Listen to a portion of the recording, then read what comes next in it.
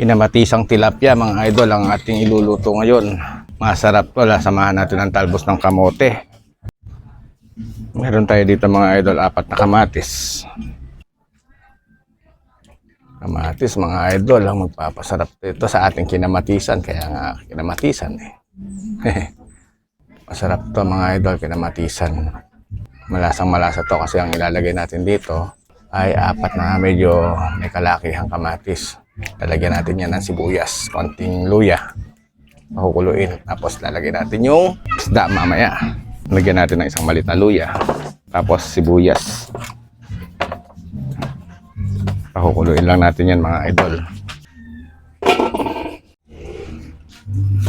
Tilapia mga idol, halagang 200 pesos. Pinalinisan na natin. Yan ang ating recipe for today. Kinamatisan mga idol.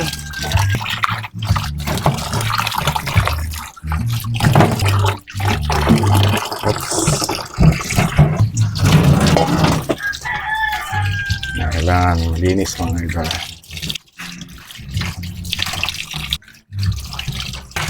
Masarap to, kinamatisan tapos talbos ng kamote.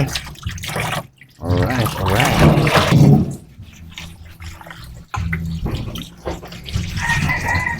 Yan ang kagandahan mga idol pag meron tayong talbusan.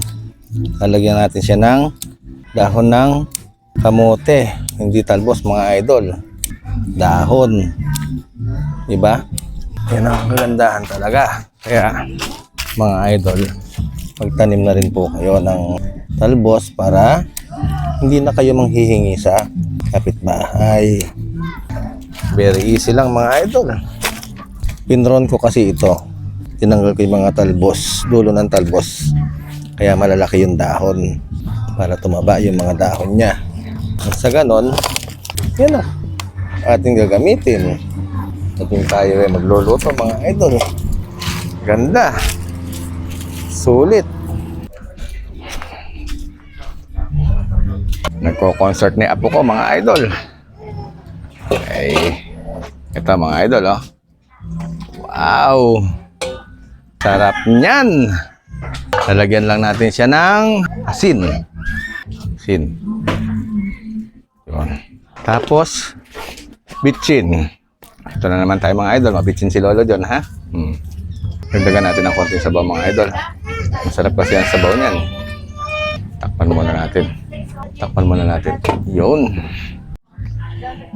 Tikman natin mga idol kung okay yung pagkakatimpla ng lasa niya. Okay na isda mga idol. Yung lasa, tapos lalagyan natin yung talbos. Lagyan na natin yung talbos mga idol. Ang sarap. Hindi pala talbos to, dahon. Ito po yung kagandahan ng ating pananim oh. Nung pinron natin, tinanggal natin sungot-sungot ng talbos, naglakihan po yung dahon niya. Kaya ito po yung ating ginamit ngayon. Ayan, ang haba ng mga tataba po mga idol ng mga tangkay niya. Masarap yan. Takpan na natin at bawasan na natin ang apoy sapagkat pagkulo na ng konti yan mga idol, luto na yan. Thank you Lord.